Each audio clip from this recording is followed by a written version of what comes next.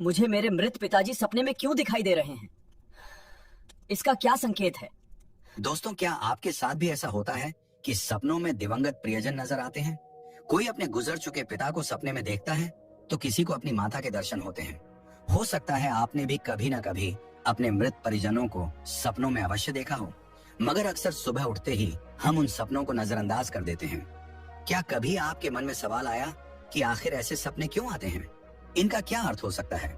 दरअसल मृत परिजनों के सपने आना साधारण घटना नहीं है। इसके पीछे गहन रहस्य छिपा हुआ है, जिसका उल्लेख हमारे शास्त्रों और पुराणों में विस्तार से मिलता है।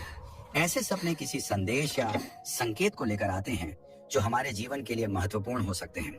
आज की इस प्रस्तुति में हम आपको उन्हीं खास संकेतों के बारे में बताने वाले हैं, इसलिए अनुरोध है कि इसे अंत तक अवश्य पढ़ें, क्योंकि अधूरी जानकारी कभी कभी हानिकारक साबित हो सकती है। आगे हम आपको एक प्राचीन कथा सुनाने जा रहे हैं जो इस विषय से जुड़ी सबसे प्रसिद्ध और अर्थपूर्ण कथा मानी जाती है। इसे सुनने के बाद आप स्वयं समझ जाएंगे कि सपनों में मृत लोगों को देखना क्यों महत्वपूर्ण माना जाता है और इसके क्या संकेत होते हैं। कथा शुरू करने से पहले आप सभी से निवेदन है कि इस वीडियो को लाइक करें और कमेंट में जय श्री कृष्ण जरूर लिखें। तो आइए सुनते हैं वह प्राचीन और अद्भुत कथा जिसे सुनने मात्र से पितरों की कृपा प्राप्त होती है। दोस्तों, एक बार की बात है, देवर्षि नारद जी यमलोक की ओर प्रस्थान करते हैं ताकि यमराज से भेंट कर सकें। जैसे ही नारद जी वहां पहुंचते हैं, यमराज उनका अत्यंत प्रेम और सम्मान से स्वागत करते हैं। वे नारद जी को प्रणाम कर कहते हैं, हे देवर्षि, आपका यमपुरी में स्वागत है। आपके पवित्र दर्शन से आज मैं स्वयं को धन्य मान रहा हूँ। आपके चरण पड़ने से इस स्थान की शोभा और भी बढ़ गई है। यमराज के इस आदरपूर्ण व्यवहार से नारद जी हर्षित हो जाते हैं। वे भी यमराज को प्रणाम करते हुए कहते हैं, हे मृत्यु और धर्म के देवता, आपको मेरा प्रणाम। आपके सत्कार से मैं अत्यंत प्रसन्न हूँ। इसके बाद यमराज जिज्ञासा प्रकट करते हुए पूछते हैं, हे देवर्षि, आज आपके यमलोक आने का क्या कारण है? अवश्य ही कोई विशेष उद्देश्य होगा या कोई महत्वपूर्ण समाचार आप लाए हैं। कहीं ऐसा तो नहीं कि हमसे कोई त्रुटि हो गई हो? कृपया स्पष्ट कहें, मैं आपकी सेवा करने को तत्पर हूँ। तब नारद जी उत्तर देते हैं, हे धर्मराज, आप मृत्यु और न्याय के देवता हैं।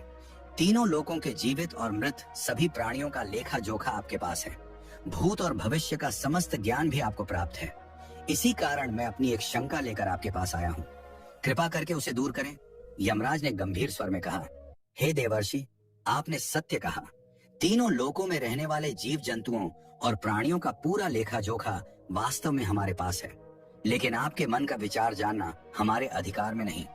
आप तो स्वयं तीनों लोकों के समाचार रखते हैं और भगवान विष्णु के अति प्रिय भक्त हैं। आपको सभी शास्त्रों का भी गहन ज्ञान है।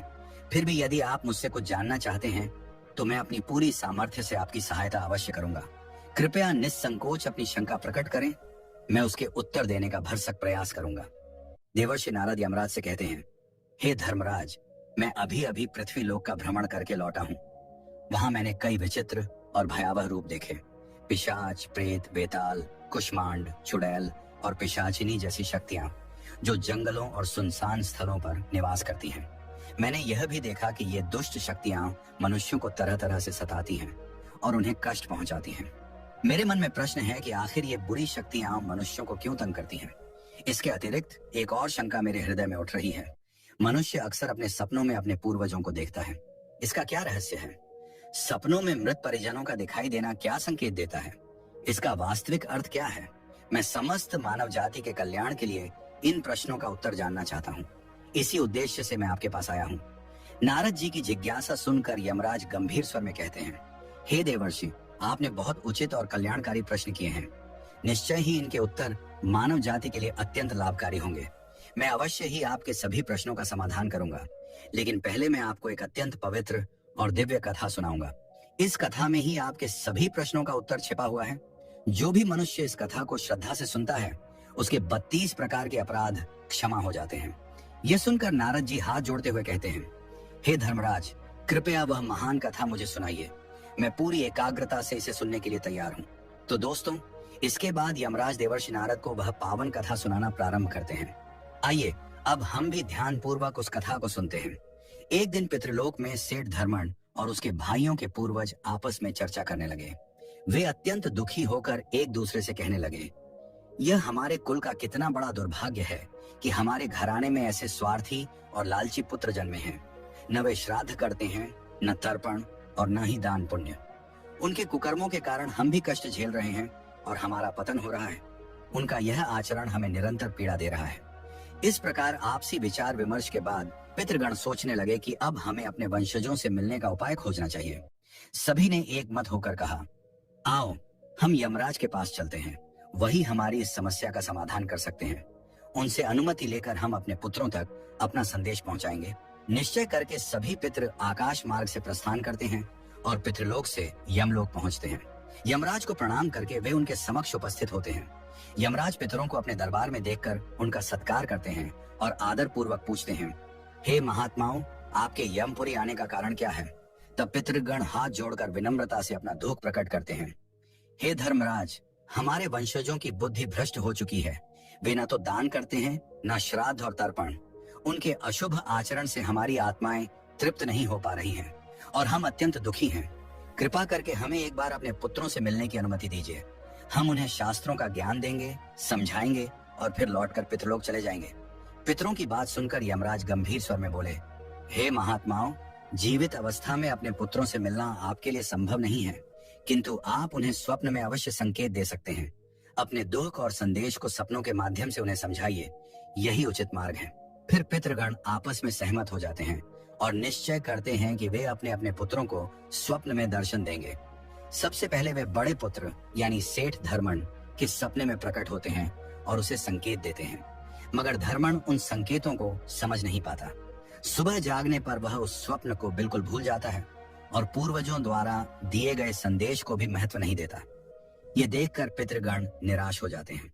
वे फिर अन्य पुत्रों के सपनों में जाकर उन्हें भी दर्शन देते हैं और कई प्रकार के दिव्य संकेत पहुंचाते हैं, लेकिन बाकी भाइयों ने भी उन संकेतों को अनदेखा कर दिया। किसी ने भी अपने पूर्वजों की चेतावनी को गंभीरता से नहीं लिया। धीरे धीरे पितृगण अत्यंत व्यथित और क्रोधित हो उठते हैं।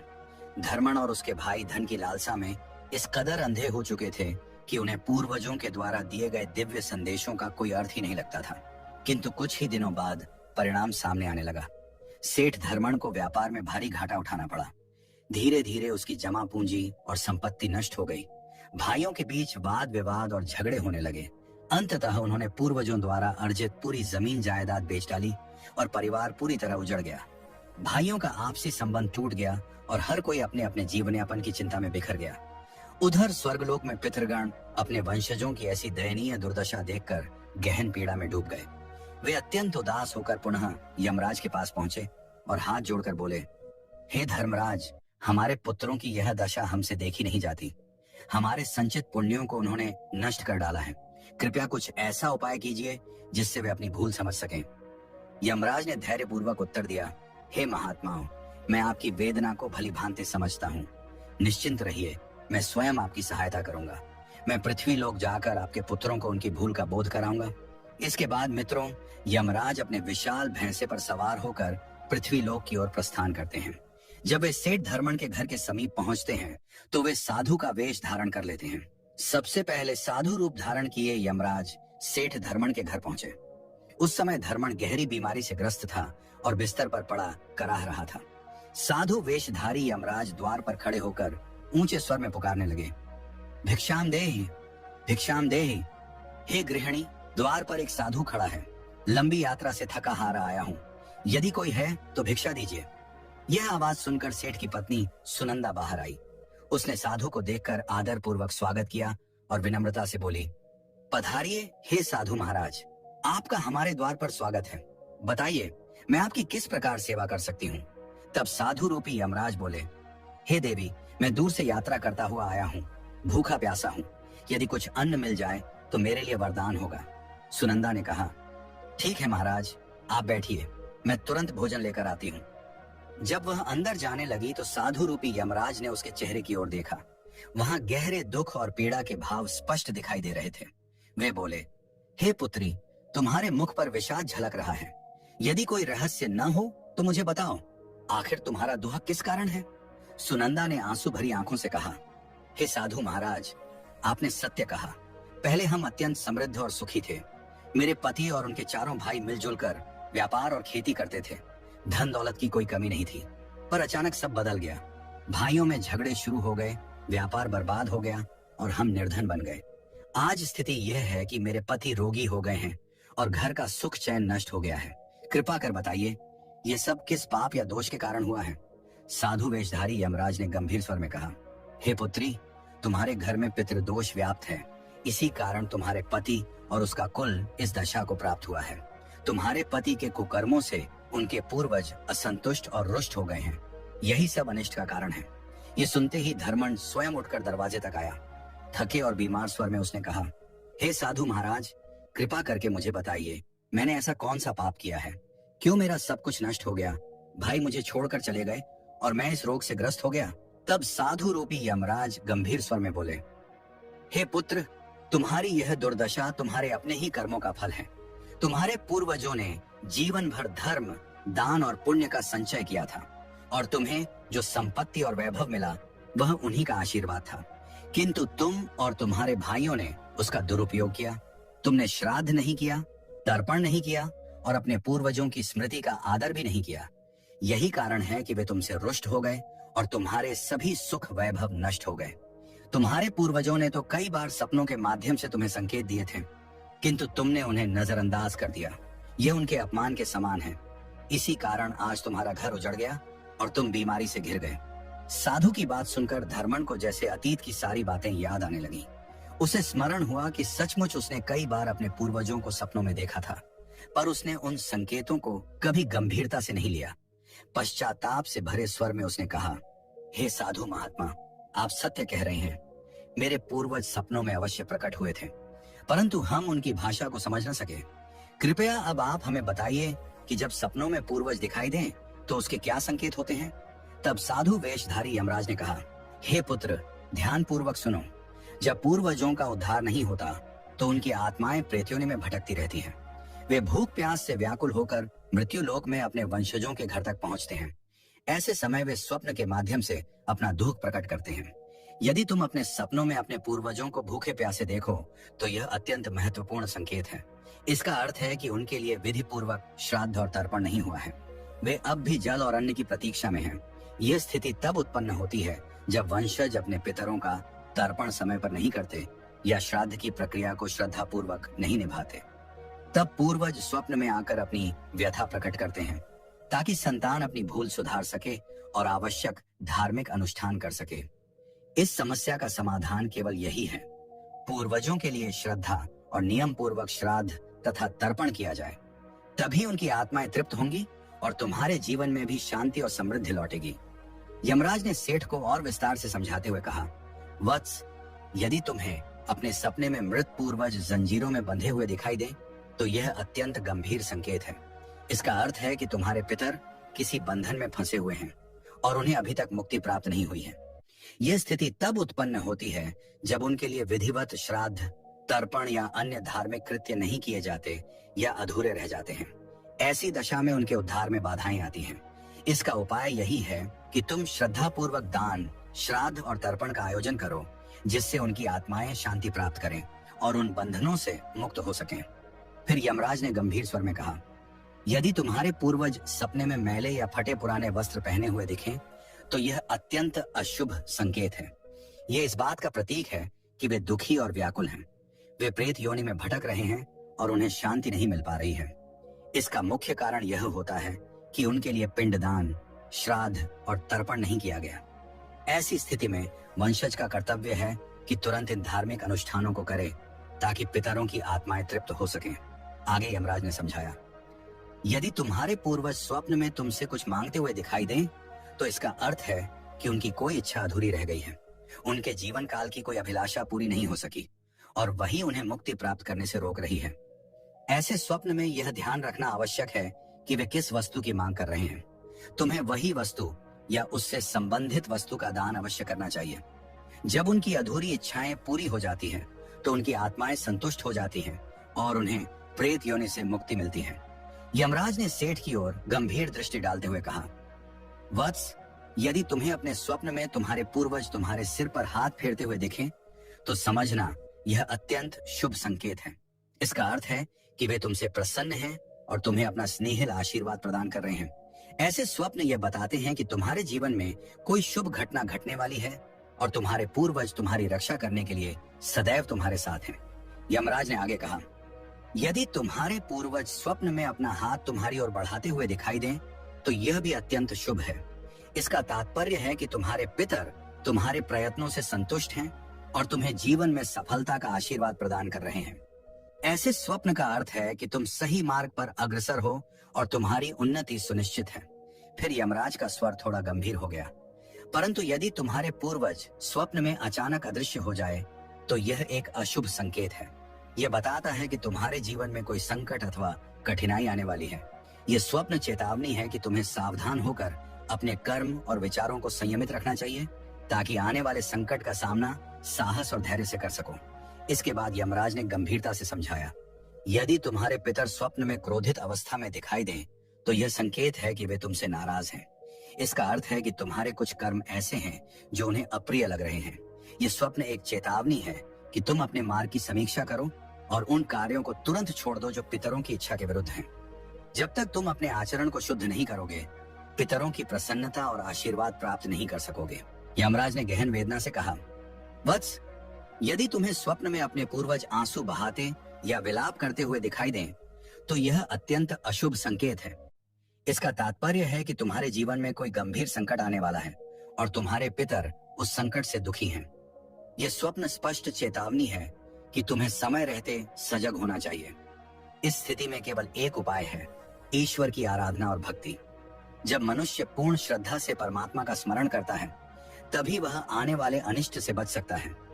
यमराज ने फिर सौम्य मुस्कान के साथ कहा, परंतु यदि तुम्हारे पूर्वज स्वप्न में स्वस्थ, प्रसन्न और प्रकाशमान दिखाई दें तो यह अत्यंत मंगलकारी संकेत है।